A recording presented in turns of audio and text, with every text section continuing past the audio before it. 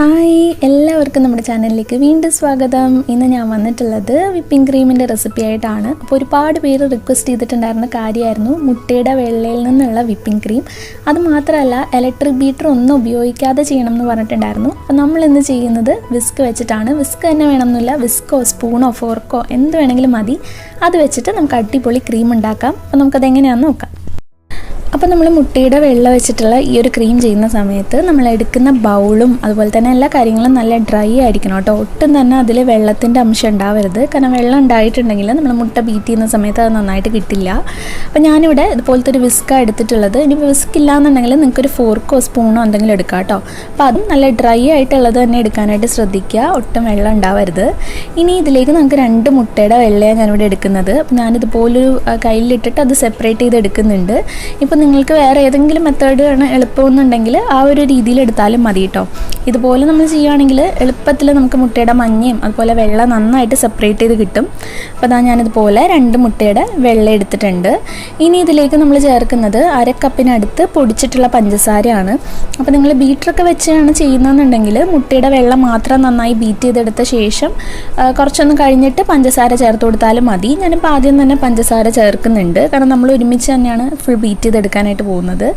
ഇനി ഇതിലേക്ക് നമ്മൾ മുട്ടയുടെ മണം ഒന്നും ഇല്ലാതിരിക്കാൻ വേണ്ടിയിട്ട് ഒരു ടീസ്പൂൺ ചെറുനാരങ്ങയുടെ നീര് ചേർക്കുന്നുണ്ട്. അപ്പോൾ മുട്ട വെച്ചിട്ടാണ് നമ്മൾ ഈ ക്രീം ചെയ്തതെന്ന് മനസ്സിലാവില്ല. അതുപോലെ ഒരു 1/4 ടീസ്പൂൺ ഉപ്പ് കൂടെ ചേർത്ത് കൊടുക്കുന്നുണ്ട്. ഉപ്പ് ചേർക്കുമ്പോൾ ഇത് നന്നായിട്ട് പതഞ്ഞ് കിട്ടും, അതിന് വേണ്ടിയിട്ടാണ്. ഇനി ഇതുപോലൊരു പാത്രത്തിൽ കുറച്ച് വെള്ളം എടുത്തിട്ട് നന്നായിട്ട് തിളപ്പിക്കാൻ വേണ്ടി വെക്കുക. അതിൻ്റെ മുകളിലേക്കായിട്ട് നമ്മൾ ഈ ബൗൾ വെച്ച് കൊടുക്കണം. പിന്നെ ബൗള് ഒരിക്കലും വെള്ളത്തിൽ മുട്ടരുത് കേട്ടോ, ആ ഒരു ചൂട് കിട്ടാൻ വേണ്ടിയിട്ടാണ്.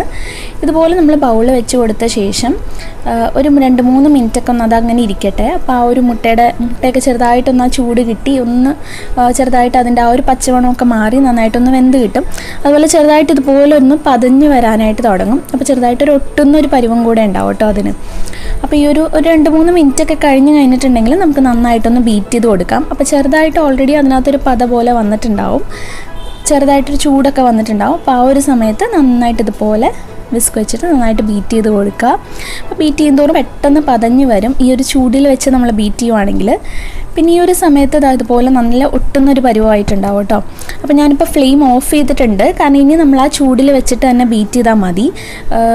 കാരണം ഒരുപാട് ചൂട് കിട്ടണം എന്നില്ല, ആ ഒരു ചൂടിലിരുന്നിട്ട് നമുക്ക് ബീറ്റ് ചെയ്ത് കൊടുക്കാം കേട്ടോ. അപ്പോൾ ഫ്ലെയിം ഓഫ് ചെയ്തിട്ട് നന്നായിട്ട് ഇതുപോലെ ബീറ്റ് ചെയ്ത് കൊടുക്കുക. പിന്നെ ഇതിൽ വെച്ചിട്ട് തന്നെ ബീറ്റ് ചെയ്യാൻ ബുദ്ധിമുട്ടാണെന്നുണ്ടെങ്കിൽ നമുക്ക് ഇതൊന്ന് അടുപ്പിൽ നിന്ന് മാറ്റിയിട്ട് വേണമെങ്കിലും ചെയ്യാം കേട്ടോ. ആ ചൂടിൽ തന്നെ ചെയ്യണം.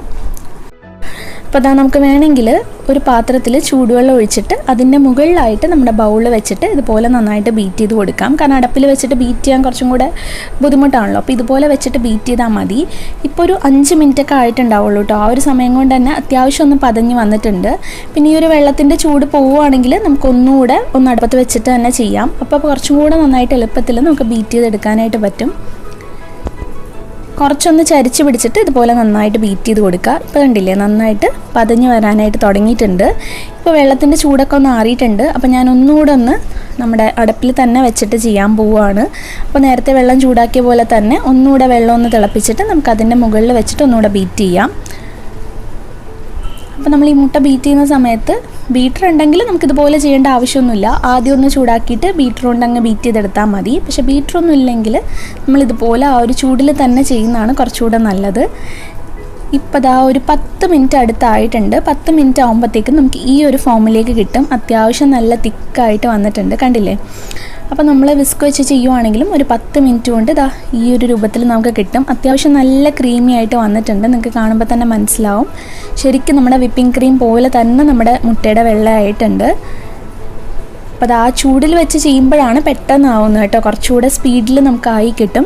ഇപ്പോൾ ഒരു 12-15 മിനിറ്റ് ആകുമ്പോഴത്തേക്കും നമുക്കിതാ ഈ ഒരു രീതിയിൽ കിട്ടിയിട്ടുണ്ട്. ശരിക്കും ഒരു 15 മിനിറ്റ് ഉള്ളിലാണ് നമുക്ക് ക്രീം റെഡിയായി കിട്ടിയിട്ടുള്ളത്. ഈ ഒരു കൺസിസ്റ്റൻസിയിലാണ് നമുക്ക് കിട്ടുക. പിന്നെ ഇതൊന്നുകൂടെ നമുക്ക് ഫ്രിഡ്ജിൽ വെച്ചിട്ട് തണുപ്പിച്ചെടുക്കുകയാണെങ്കിൽ ശരിക്കും നമ്മുടെ ക്രീമിൻ്റെ ആ ഒരു ഫോമിലേക്ക് കിട്ടും. ഇനി നമുക്കിതിനകത്തേക്ക് ഒരു 1/2 ടീസ്പൂൺ വാനില എസൻസ് കൂടെ ചേർത്തിട്ടൊന്ന് ബീറ്റ് ചെയ്ത് കൊടുക്കുന്നുണ്ട്. അപ്പോൾ ഒട്ടും തന്നെ നമ്മൾ മുട്ടയുടെ വെള്ളം വെച്ചിട്ടാണ് ഈ ഒരു ക്രീം ചെയ്തതെന്നൊന്നും മനസ്സിലാവില്ല. ഇത്രേ ഉള്ളൂ നമ്മുടെ ക്രീം. അപ്പോൾ നമുക്ക് കേക്കിലൊക്കെ തേക്കാനൊക്കെ നല്ല സൂപ്പറായിട്ടുള്ള ക്രീമാണ് കേട്ടോ. ശരിക്കും വിപ്പിംഗ് ക്രീമിൻ്റെ അതേ ടേസ്റ്റുമാണ് ഇതിന്. അപ്പോൾ ട്രൈ ചെയ്തിട്ടില്ലാത്തവർ ഉറപ്പായിട്ടും ട്രൈ ചെയ്ത് നോക്കുക. അപ്പോൾ ഇത്രേ ഉള്ളൂ. നമ്മുടെ ഈ ഒരു ക്രീം നല്ല എളുപ്പമാണ്, ഇലക്ട്രിക് ബീറ്റർ ഒന്നും വേണ്ട, ആ ഒരു ചൂടിൽ തന്നെ നന്നായിട്ട് ബീറ്റ് ചെയ്താൽ മതി.